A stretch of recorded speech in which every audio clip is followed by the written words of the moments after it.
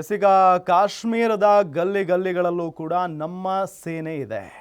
ದೊಡ್ಡ ಮಟ್ಟದಲ್ಲಿ ಈಗ ಸೇನೆ ಉಗ್ರರ ವಿರುದ್ಧ ಕಾರ್ಯಾಚರಣೆಯನ್ನ ಮಾಡ್ತಾ ಇದೆ.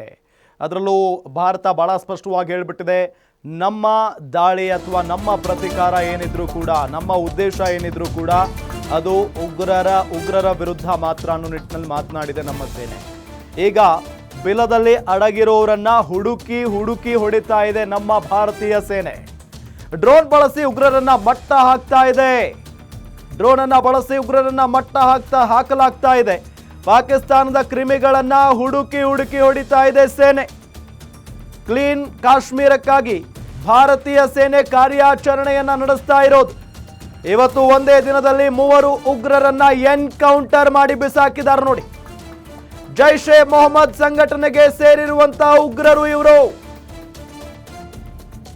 ಜಮ್ಮು ಕಾಶ್ಮೀರದ ತ್ರಾಲ್ ಪ್ರದೇಶದಲ್ಲಿ ಈ ಉಗ್ರರು ಅಡಗಿದ್ರು. ಕಳೆದ 48 ಗಂಟೆಗಳಲ್ಲೇ 2ನೇ ಬಾರಿಗೆ ಎನ್ಕೌಂಟರ್ ಮಾಡಲಾಗಿದೆ. ಇನ್ನು ಅಡಗಿರೋ ಉಗ್ರರಿಗಾಗಿ ಸೇನೆ ತಲಾಶ್ ಮಾಡ್ತಾ ಇದೆ ಅನ್ನೋದು ಗೊತ್ತಾಗ್ತಾ ಇರುವಂತಹ ವಿಚಾರ. ಕಾಶ್ಮೀರದ ಗಲ್ಲಿಯಲ್ಲೂ ಕೂಡ ಉಗ್ರರಿಗಾಗಿ ಸೇನೆ ತಲಾಶ್ ಮಾಡ್ತಾ ಇದೆ. ಬಿಲದಲ್ಲಿ ಅಡಗಿ ಕೂತಿರುವವರನ್ನೆಲ್ಲ ಹುಡುಕಿ ಹೊಡಿತಾ ಇದೆ ಸೇನೆ. ಡ್ರೋನ್ ಬಳಸಿ ಉಗ್ರರನ್ನ ಮಟ್ಟ ಹಾಕಲಾಗ್ತಾ ಇದೆ ಸೇನೆಯಿಂದ. ಪಾಕಿಸ್ತಾನದ ಕ್ರಿಮಿಗಳನ್ನ ಹುಡುಕಿ ಹೊಡಿತಾ ಇದೆ ಭಾರತ. ಕ್ಲೀನ್ ಕಾಶ್ಮೀರಕ್ಕಾಗಿ ಭಾರತೀಯ ಸೇನೆ ಈಗ ಕಾರ್ಯಾಚರಣೆಯನ್ನ ನಡೆಸ್ತಾ ಇರೋದು. ಜಮ್ಮು ಕಾಶ್ಮೀರದ ತ್ರಾಲ್ ಪ್ರದೇಶದಲ್ಲಿ ಉಗ್ರರು ಅಡಗಿದ್ರು. ಕಳೆದ 48 ಗಂಟೆಗಳಲ್ಲೇ 2ನೇ ಬಾರಿಗೆ ಎನ್ಕೌಂಟರ್ ಆಗಿದೆ. ಇನ್ನು ಎಲ್ಲಿ ಬಿಲದಲ್ಲೆಲ್ಲ ಅಡಗಿ ಕೂತಿರುವಂಥ ಉಗ್ರರಿಗಾಗಿ ಸೇನೆ ತಲಾಶ್ ನಡೆಸ್ತಾ ಇರೋದು. ಒಂದಂತೂ ಸ್ಪಷ್ಟ, ನಮ್ಮ 3 ಸೇನಾಪಡೆಗಳ ಮುಖ್ಯಸ್ಥರು ಬಹಳ ಸ್ಪಷ್ಟವಾಗಿ ಪಾಕಿಸ್ತಾನಕ್ಕೆ ಹೇಳಿಬಿಟ್ಟಿದ್ದಾರೆ, ನಾವು ಕದನ ವಿರಾಮವನ್ನು ಒಪ್ಕೊಳ್ತೀವಿ, ಆದರೆ ಉಗ್ರರ ವಿರುದ್ಧ ನಮ್ಮ ಕಾರ್ಯಾಚರಣೆ ಇದೆಯಲ್ಲ, ಭಾರತದ ಕಾರ್ಯಾಚರಣೆ, ಅದು ಮಾತ್ರ ಯಾವುದೇ ಕಾರಣಕ್ಕೂ ನಿಲ್ಲಲ್ಲ ಅನ್ನೋ ನಿಟ್ಟಿನಲ್ಲಿ ಬಹಳ ಸ್ಪಷ್ಟವಾಗಿ ಹೇಳಿದ್ರು. ಜೊತೆಗೆ ಪ್ರಧಾನಮಂತ್ರಿ ನರೇಂದ್ರ ಮೋದಿ ಅವರು ಕೂಡ ಇದೇ ಮಾತನ್ನ ಹೇಳಿದ್ರು. ಉಗ್ರರನ್ನ ಎಲ್ಲೇ ಇದ್ರೂ ಕೂಡ ಸೆದೆ ಬಡಿತೀವಿ, ಹುಡುಕಿ ಹೊಡಿತೀವಿ ಅನ್ನೋ ನಿಟ್ಟಿನಲ್ಲಿ ಏನು ಹೇಳಿಕೆಯನ್ನ ಕೊಟ್ಟಿದ್ರಲ್ಲ, ಆ ನಿಟ್ಟಿನಲ್ಲಿ ಈಗ 3 ಉಗ್ರರನ್ನ ಎನ್ಕೌಂಟರ್ ಮಾಡಿ ಬಿಸಾಕಿದ್ದಾರೆ ನಮ್ಮ ಯೋಧರು ಅನ್ನೋದು ಗೊತ್ತಾಗ್ತಾ ಇದೆ ನೋಡಿ. ಕಾಶ್ಮೀರದ ಗಲ್ಲಿಯಲ್ಲೂ ಕೂಡ ಉಗ್ರರಿಗಾಗಿ ಸೇನೆ ತಲಾಶ್ ಮಾಡ್ತಾ ಇದೆ. ಅಂದ್ರೆ ಇನ್ನೂ ಕೂಡ ಜಮ್ಮು ಕಾಶ್ಮೀರದಲ್ಲೇ ಇದ್ದಾರೆ ಉಗ್ರರು ಅನ್ನೋದು ಬಹಳ ಸ್ಪಷ್ಟ. ಬಿಲದಲ್ಲಿ ಅಡಗಿ ಕೂತಿದ್ದವರನ್ನ ಹುಡುಕಿ ಹೊಡೆದಿದೆ ನಮ್ಮ ಸೇನೆ. ಡ್ರೋನ್ ಬಳಸಿ ಉಗ್ರರನ್ನ ಮಟ್ಟ ಹಾಕ್ತಾ ಇದೆ ಸೇನೆ. ಡ್ರೋನ್ ಕ್ಯಾಮೆರಾ ಮುಖೇನ ಎಲ್ಲೆಲ್ಲಿದ್ದಾರೆ, ಯಾವ್ಯಾವ ಪ್ರದೇಶದಲ್ಲಿ ಅಡಗಿ ಕೂತಿದ್ದಾರೆ ಅನ್ನೋದನ್ನ ಸರ್ಚ್ ಮಾಡಿ ನಮ್ಮ ಸೇನೆ ಹೊಡೆದು ಹಾಕಿರುವಂತ ದೃಶ್ಯ. ಈಗ ಎಲ್ಲಾ ದೃಶ್ಯಗಳನ್ನು ಕೂಡ ಸೆರೆ ಹಿಡಿಯಲಾಗ್ತಾ ಇದೆ. ಎಲ್ಲಾ ಘಟನೆಗಳನ್ನು ಕೂಡ ಸೆರೆ ಹಿಡಿತಾ ಇದ್ದಾರೆ.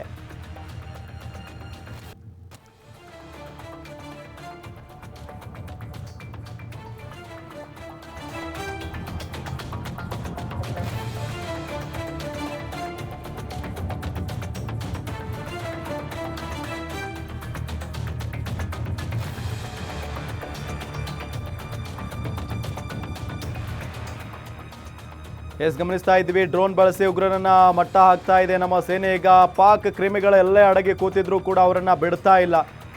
ಇದಾಗಬೇಕು ಈ ಸದ್ಯಕ್ಕೆ. ಯಾಕೆ ಅಂತ ಹೇಳಿದ್ರೆ, ಭಾರತ ಎಲ್ಲೋ ಒಂದು ಕಡೆ ಇತ್ತೀಚಿನ ದಿನಗಳಲ್ಲಿ ಬಹಳಷ್ಟು ಸೈಲೆಂಟ್ ಆಗಿತ್ತು. ಆದರೆ ಉಗ್ರರು ಯಾವಾಗ ನಮ್ಮ ಪಹಲ್ಗಾಮ್ನ ಮೇಲೆ ದಾಳಿಯನ್ನ ನಡೆಸಿ, ಪಹಲ್ಗಾಮ್ಗೆ ಬಂದು ನಮ್ಮ ಅಮಾಯಕರ ಮೇಲೆ ದಾಳಿಯನ್ನ ನಡೆಸಿ ಕೊಂದು ಹಾಕಿದ್ರಲ್ಲ 26 ಜನ ಅಮಾಯಕರನ್ನ, ಹಾಗಾಗಿನೇ ಈಗ ಬಹಳಷ್ಟು ಕಾರ್ಯಾಚರಣೆ ನಡೀತಾ ಇದೆ.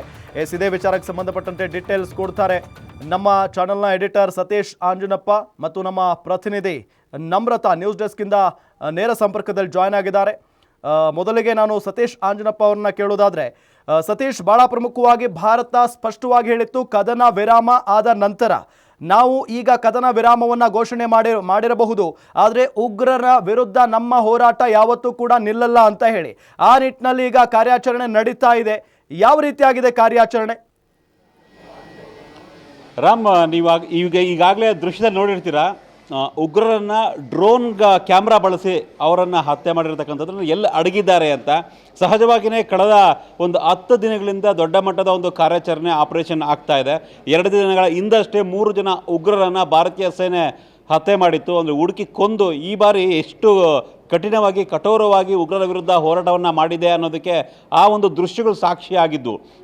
ದೊಡ್ಡ ಪ್ರಮಾಣದ ಶಸ್ತ್ರಾಸ್ತ್ರ ಕೂಡ ಸಿಕ್ಕಿತ್ತು ಆ ಉಗ್ರರಿಂದ. ಜೊತೆಗೆ ಆ ಉಗ್ರರ ರುಂಡವನ್ನು ಚೆಂಡಾಡಿತ್ತು ಭಾರತೀಯ ಸೇನೆ. ಸಹಜವಾಗಿಯೇ ಭಾರತೀಯ ಸೇನೆ ಯಾರನ್ನಾದರೂ ಕೊಂದರೆ, ಎಸ್ಪೆಷಲಿ ಉಗ್ರರನ್ನೇ ಆದರೂ ಕೂಡ ಆ ರೀತಿಯ ದೃಶ್ಯಗಳನ್ನು, ಫೋಟೋಗಳನ್ನು ಬಿಡುಗಡೆ ಮಾಡೋದು ತುಂಬ ರೇರು. ನಾವು 1, 2, 3 ಜನ ಉಗ್ರರನ್ನು ಕೊಂದಿದ್ದೀವಿ, ಅವರನ್ನು ಒಂದು ರೀತಿ ಪ್ರತೀಕಾರವನ್ನು ತೀರಿಸ್ಕೊಂಡಿದ್ದೀವಿ ಅನ್ನೋ ಒಂದು ಮಾಹಿತಿಯನ್ನು ಮಾತ್ರ ಹೇಳ್ತಾ ಇತ್ತು. ಆದರೆ ಯಾವತ್ತೂ ಕೂಡ ದೃಶ್ಯವನ್ನು, ಫೋಟೋಗಳನ್ನು ರಿಲೀಸ್ ಮಾಡ್ತಾ ಇರಲಿಲ್ಲ. ಆದರೆ ಕಳೆದ 2 ದಿನಗಳ ಒಂದು ಉಗ್ರರ ಬೇಟೆ ಆಗಿರ್ಬೋದು, ಇವತ್ತಿನ ಡ್ರೋನ್ ಮುಖಾಂತರ ಉಗ್ರರನ್ನು ಕೊಂದಿರ್ತಕ್ಕಂಥ ಒಂದು ದೃಶ್ಯಗಳಾಗಿರ್ಬೋದು, ಇವೆಲ್ಲ ನೋಡ್ತಾ ಇದ್ರೆ ನಮ್ಮ ಪ್ರತೀಕಾರ ಯಾವ ಮಟ್ಟಕ್ಕೆ ಇರಬಹುದು ಅಂತ. ಒಂದು ಇಡೀ ದೇಶ ಕೇಳ್ತಾ ಇತ್ತು, ಪಹಲ್ಗಾಮ್ ಅಟ್ಯಾಕ್ ಮಾಡಿದಂತಹ 4 ಉಗ್ರರು ಎಲ್ಲೋದ್ರು ಅಂತ. ಆ 4ರಲ್ಲಿ ಈಗಾಗಲೇ ಒಬ್ಬನನ್ನು ಹತ್ಯೆ ಮಾಡಲಾಗಿದೆ. ಅದು ಬಿಟ್ಟು ಈಗ ಮತ್ತೆ ಉಗ್ರರ ವಿರುದ್ಧದ ಕಾರ್ಯಾಚರಣೆ ಜೋರಾಗ್ತಾನೆ ಇದೆ. 3 ಜನ ಉಗ್ರರನ್ನ ಹುಡುಕಿ ಕೊಂದಿರ್ತಕ್ಕಂಥದ್ದು ಭಾರತೀಯ ಸೇನೆ. ವಿಶೇಷವಾಗಿ ಒಂದು ಕಡೆ ಶ್ರೀನಗರ ಏರ್ ಬೇಸ್ಗೆ ನಮ್ಮ ರಕ್ಷಣಾ ಸಚಿವ ರಾಜನಾಥ್ ಸಿಂಗ್ ಭೇಟಿ ಕೊಡ್ತಾರೆ. ಅಲ್ಲಿ ಭೇಟಿ ಕೊಟ್ಟ ಒಂದು ಬೆನ್ನಲ್ಲೇ ಮತ್ತೊಂದು ಕಡೆ ಉಗ್ರರ ವಿರುದ್ಧ ಒಂದು ರೀತಿಯ ಅಟ್ಯಾಕು, ದಾಳಿ ನಡೀತಾನೆ ಇದೆ. ಸೊ ಇವತ್ತಿನ ಒಂದು ಆಪರೇಷನ್ ಏನಿದೆ, ಈ ಒಂದು ಉಗ್ರರ ಬೇಟೆ, 3 ಜನ ಕೊಂದಿರ್ತಕ್ಕಂಥದ್ದು.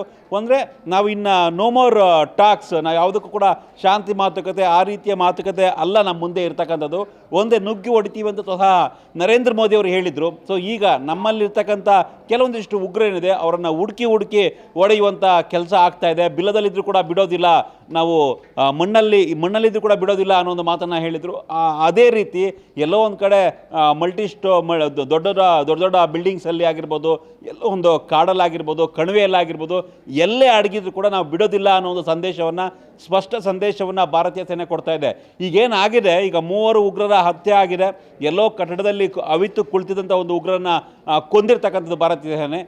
ಈ ಒಂದು ಆಪರೇಷನ್ ಮುಂದುವರೆದಿದೆ ಈಗ ಸಹಜವಾಗಿಯೇ ಕಾಶ್ಮೀರ ಕಣಿವೆಯ ಒಂದು ಜಿಲ್ಲೆಗಳಲ್ಲಿ ಉಗ್ರರ ಒಂದು ಹುಡುಕುವಂಥ ಕೆಲಸ ನಡೀತಾ ಇದೆ. ದಟ್ಟವಾದಂಥ ಅರಣ್ಯ ಪ್ರದೇಶಗಳಿಗೆ ಈಗಾಗಲೇ ಭಾರತೀಯ ಸೇನೆ ನುಗ್ಗಿದೆ. ಅಲ್ಲಿ ಇದ್ದಾರ ಉಗ್ರರು ಅನ್ನೋ ಒಂದು ಮಾಹಿತಿಯನ್ನು ಪಡೆದು ಆ ಒಂದು ದಟ್ಟ ಕಾಡಿನಲ್ಲೂ ಕೂಡ ಈ ಒಂದು ಸರ್ಚ್ ಆಪರೇಷನ್ ಮುಂದುವರಿತಾ ಇದೆ. ಜೊತೆಗೆ ಕಣಿವೆಯಲ್ಲಿ ಎಲ್ಲೇ ಇದ್ರೂ ಕೂಡ ಅವರನ್ನು ಹುಡುಕಿ ಕೊಲ್ಲುವಂಥ ಕೆಲಸವನ್ನು ಭಾರತೀಯ ಸೇನೆ ಮಾಡ್ತಾ ಇದೆ. ಎಸ್, ಜಸ್ಟ್ ಹೋಲ್ಡ್ ಸತೀಶ್, ನಾನು ನಿಮ್ಮನ್ನು ಮತ್ತೆ ಮಾತನಾಡಿಸ್ತೀನಿ. ನಮ್ರತಾ, ಕಳೆದ 48 ಗಂಟೆಗಳಲ್ಲೇ 2ನೇ ಬಾರಿಗೆ ಎನ್ಕೌಂಟರ್ ನಡೆದಿದೆ ಭಾರತದ ಸೇನೆಯಿಂದ ಅನ್ನೋದು ಬಹಳ ಸ್ಪಷ್ಟವಾಗಿ ಗೊತ್ತಾಗ್ತಾ ಇದೆ. ಅದು ಕೂಡ ಕಾಶ್ಮೀರದ ಕಣಿವೆ ಭಾಗಗಳಲ್ಲಿ ಎಲ್ಲೆಲ್ಲಿ ಅಡಗಿ ಕೂತಿದ್ದಾರೆ ಉಗ್ರರನ್ನ ಹೊಡೆದಾಕುವಂತ ಕಾರ್ಯ. ಈಗ ಕೇವಲ ಕಾಶ್ಮೀರದ ಭಾಗದಲ್ಲಿ ಮಾತ್ರ ಹುಡುಕಾಡ್ಲಾಗ್ತಾ ಇದೆಯಾ, ಅಥವಾ ಏನು ಈ ಪಾಕಿಸ್ತಾನದ ಒಳಗಡೆ ಅಡಗಿ ಕೂತಿದ್ದಾರಲ್ಲ ಆ ಉಗ್ರರ ವಿಚಾರಕ್ಕೆ ಸಂಬಂಧಪಟ್ಟಂತೆ ಏನಾದರೂ ಕ್ರಮ ಆಗುತ್ತಾ ಅಂತ? ಖಂಡಿತವಾಗ್ಲೂ ರಾಮ್, ಈಗ ನಮ್ಮ ದೇಶದ ಬಾರ್ಡರ್ಗಳಲ್ಲಿ ಎಲ್ಲೆಲ್ಲಿ ಉಗ್ರ ಚಟುವಟಿಕೆಗಳು ನಡೀತಾ ಇದೆ, ಎಲ್ಲೆಲ್ಲಿ ಉಗ್ರರು ಬಚ್ಚಿಟ್ಕೊಂಡು ಕೂತಿದ್ದಾರೆ, ಅವ್ರನ್ನೆಲ್ಲ ಹುಡುಕಾಟವನ್ನ ನಡೆಸಲಾಗ್ತಾ ಇದೆ. ಅದಕ್ಕೆ ಡ್ರೋನ್ಗಳ ಸಹಾಯವನ್ನ ಕೂಡ ಪಡೆಯಲಾಗಿದೆ. ಎಲ್ಲೇ ಇದ್ರೂ ಕೂಡ ಯಾವುದೇ ಕಾರಣಕ್ಕೂ ಟೆರರಿಸ್ಟ್ಗಳನ್ನ ಬಿಡೋ ಮಾತೇ ಇಲ್ಲ. ಆಪರೇಷನ್ ಸಿಂಧೂರ ಇನ್ನೂ ಮುಗಿದಿಲ್ಲ, ಪಿಕ್ಚರ್ ಅಭಿ ಬಾಕಿ ಹೇ ಅನ್ನೋದನ್ನ ಈಗಾಗಲೇ ಭಾರತ ಇಡೀ ವಿಶ್ವಕ್ಕೆ ತೋರಿಸ್ತಿದೆ. ಈ ಮೂಲಕ ಭಾರತದ ಪವರ್ ಏನು, ಭಾರತನ ಕೆಣಕಿದ್ರೆ ಯಾರನ್ನೂ ಬಿಡಲ್ಲ ಅನ್ನುವಂತಹ ಒಂದು ಸಂದೇಶವನ್ನ ರವಾನೆ ಮಾಡ್ತಿದೆ. ಈಗ ನೀವು ಹೇಳಿದ ಹಾಗೆ ಇನ್ನೂ ಎಲ್ಲಾದರೂ ಈ ರೀತಿ ಚಟುವಟಿಕೆಗಳಾಗ್ತಿದೆ ಅಥವಾ ಪಾಕಿಸ್ತಾನದಲ್ಲೂ ಕೂಡ ಭಾರತೀಯ ಸೇನೆ ಹುಡುಕಾಡ್ತಿದ್ದಾರೆ ಅನ್ನೋದ್ರ ಬಗ್ಗೆ ಮಾತನಾಡೋದಾದ್ರೆ, ಖಂಡಿತವಾಗ್ಲೂ ಈ ಒಂದು ಕೆಲಸವನ್ನ ನಮ್ಮ ಇಂಟೆಲಿಜೆನ್ಸ್ ಫೋರ್ಸ್ ಏನಿದೆ ಅದು ಮಾಡುತ್ತೆ. ಅಂದ್ರೆ ಇಂಟೆಲಿಜೆನ್ಸ್ನ ಫೋರ್ಸ್ ಇರ್ತಾರೆ, ಗುಪ್ತಚರ ಇಲಾಖೆ ಅಧಿಕಾರಿಗಳಿರ್ತಾರೆ. ಅವರು ಎಲ್ಲೆಲ್ಲಿ ಉಗ್ರಗಾಮಿಗಳು ಇನ್ನು ಏನೇನು ಚಟುವಟಿಕೆಗಳನ್ನ ಮಾಡ್ತಾ ಇದ್ದಾರೆ, ಯಾವ ಪ್ಲಾನ್ಗಳನ್ನ ಮಾಡ್ತಿದ್ದಾರೆ, ಯಾವ ಒಂದು ಸ್ಟ್ರಾಟಜಿಗಳನ್ನ ಯೂಸ್ ಮಾಡ್ತಿದ್ದಾರೆ ಅನ್ನೋದನ್ನ ಈಗ ಹೆಕ್ಕಿ ತೆಗಿತಿದ್ದಾರೆ. ಇದರ ಇನ್ಫಾರ್ಮೇಶನ್ ಅನ್ನ ಇಂಡಿಯಾ ಗವರ್ಮೆಂಟ್ಗೆ ಕೊಡ್ತಾರೆ, ನಮ್ಮ ಸೇನೆಗೆ ಕೊಡ್ತಾರೆ. ಅದಾದ ನಂತರದಲ್ಲಿ ಅವರ ವಿರುದ್ಧ ಯಾವ ರೀತಿ ನಾವು ಯುದ್ಧವನ್ನ ಮಾಡಬೇಕು, ಅಥವಾ ಅವ್ರನ್ನ ಯಾವ ರೀತಿ ಸದೆ ಬಡಿಬೇಕು, ಅಥವಾ ಅವರ ಪ್ಲಾನ್ಗಳನ್ನ ಯಾವ ರೀತಿ ಫೇಲ್ ಮಾಡಬೇಕು ಅನ್ನೋ ಒಂದು ಸ್ಟ್ರಾಟಜಿನ ನಮ್ಮ ಇಂಡಿಯನ್ ಆರ್ಮಿ ಹಾಗೂ ಗವರ್ಮೆಂಟ್ ನೋಡಿಕೊಳ್ಳುತ್ತೆ. ಸೊ ಈ ಒಂದು ಕೆಲಸವನ್ನ ಈಗಾಗಲೇ ಗುಪ್ತಚರ ಇಲಾಖೆ ನಮ್ಮಲ್ಲಿ ತುಂಬಾ ಸ್ಟ್ರಾಂಗ್ ಆಗಿದ್ದು ಅವರು ಈಗಾಗಲೇ ಫೀಲ್ಡ್ಗೂ ಇಳಿದಾಗಿದ್ದಾರೆ. ಅಂದ್ರೆ ಎಲ್ಲೆಲ್ಲಿ ಉಗ್ರಗಾಮಿ ಚಟುವಟಿಕೆಗಳು ನಡೀತಿದೆ, ಪಾಕಿಸ್ತಾನದಲ್ಲಿ ಎಲ್ಲೆಲ್ಲಿ ನಡೀತಿದೆ ಅನ್ನೋದನ್ನು ಕೂಡ ಹೆಕ್ಕಿ ತೆಗಿತಾ ಇದ್ದಾರೆ ರಾಮ್.